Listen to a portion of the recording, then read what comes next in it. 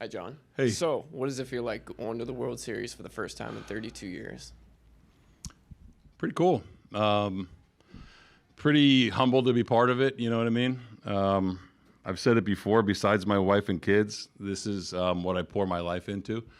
So to be leading the team that's going back to the World Series for the first time in 32 years, kind of hits me a little bit. And I couldn't be happier for every single guy on the team and in the clubhouse, not just the players but the staff too. So we're gonna enjoy tonight big time, and realize how hard it is to get here, and then get back to work and get ready for the Dodgers.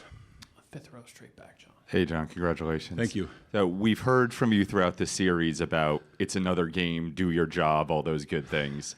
When you're a couple of outs away from elimination and then in the blink of an eye, you're leading and a couple outs away from the World Series, how hard is it to practice what you preach to just keep it steady? Very.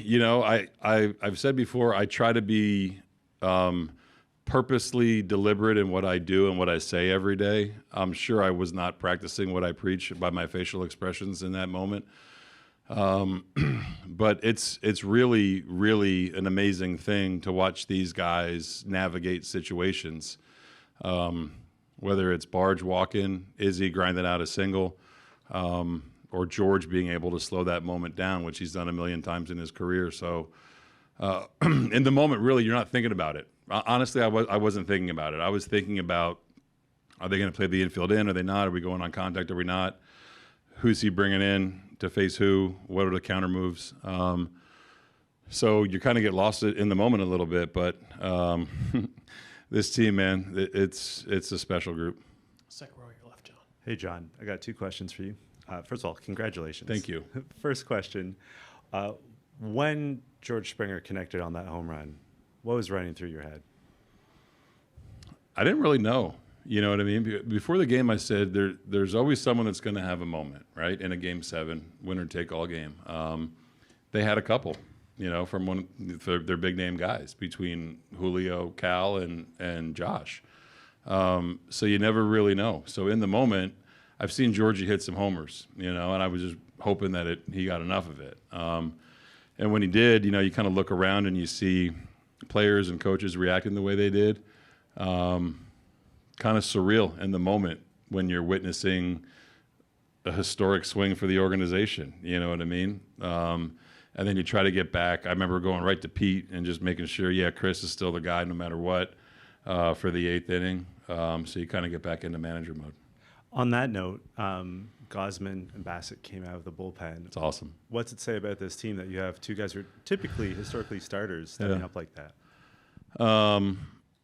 Just gutsy. You know what I mean? I think that I try to learn from every experience that you've been through. And Game 7 is a whole different animal where things get a little bit quirky, And I said it to you guys before the game. There comes a time where you just trust people and you just trust guys that have been there, right? So for Kev to come out of the bullpen for the first time all year, and, I intentionally walked Cal, and I thought he did a good job of working around Naylor to go to Polanco, who he's handled well.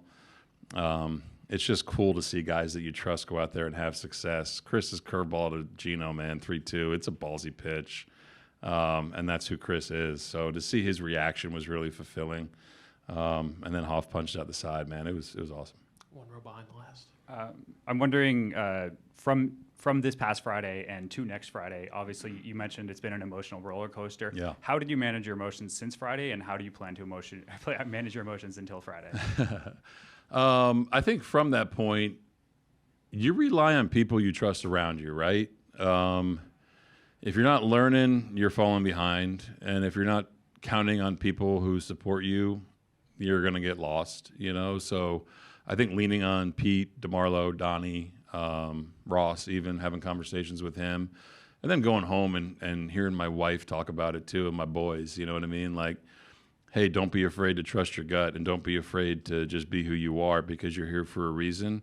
It gives you a little bit of a exhale, you know what I mean? And then to come see these guys every day, it's hard. It's hard to manage your emotions. As far as managing them right now, I'm going to enjoy the hell out of tonight, and probably tomorrow too, to be honest with you, and then get back to being the skipper of the Blue Jays. Fifth row on your left, John.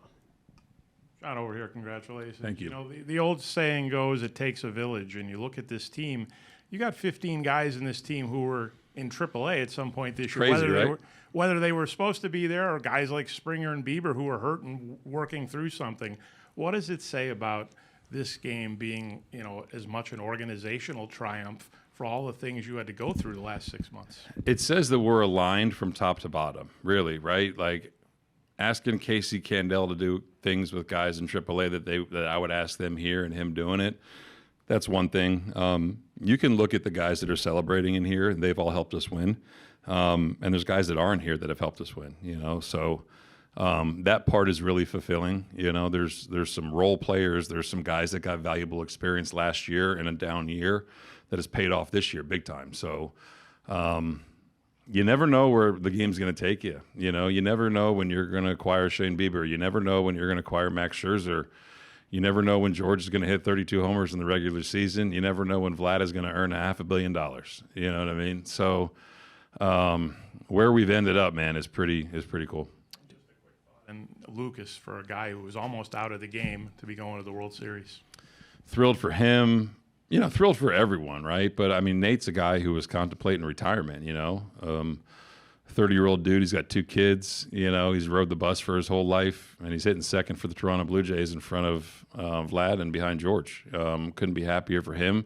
Couldn't be happier for Ernie Clement. Couldn't be happier for Miles Straw, who's in AAA last year. Tyler Heineman, that's been on 14 teams in the last 3 years.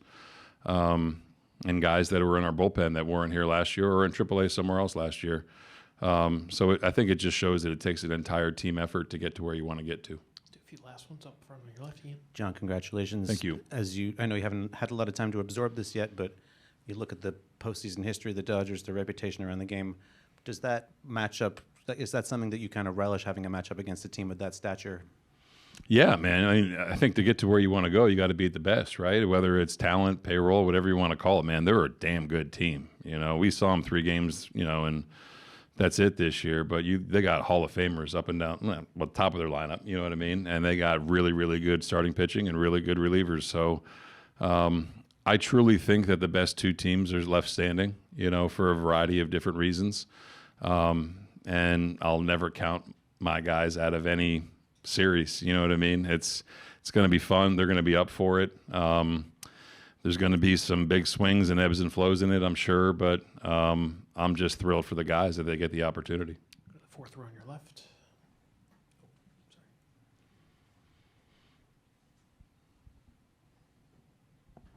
Congratulations, John. Thank you. How does it feel to have a whole country behind you? Special, you know.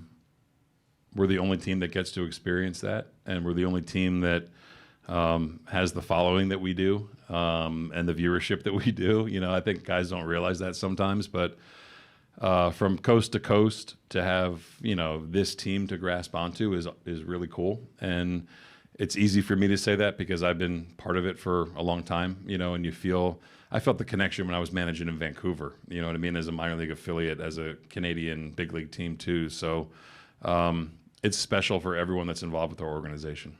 Do you expect that? Do you expect that it might grow into a bit of a Canada versus America spirit, not just Canada versus the Dodgers? I don't know, maybe. We'll see, but I know it'll be the Blue Jays versus the Dodgers. That's kind of how we're going to look at it, knowing that we have a whole country behind us. But I'm not quite sure how that'll unfold, but I know that these guys in there know that they're representing the country too. One last one for John. All right. John, congratulations. Thank and we'll you. see you at the World Series. Thank you, guys. Appreciate it.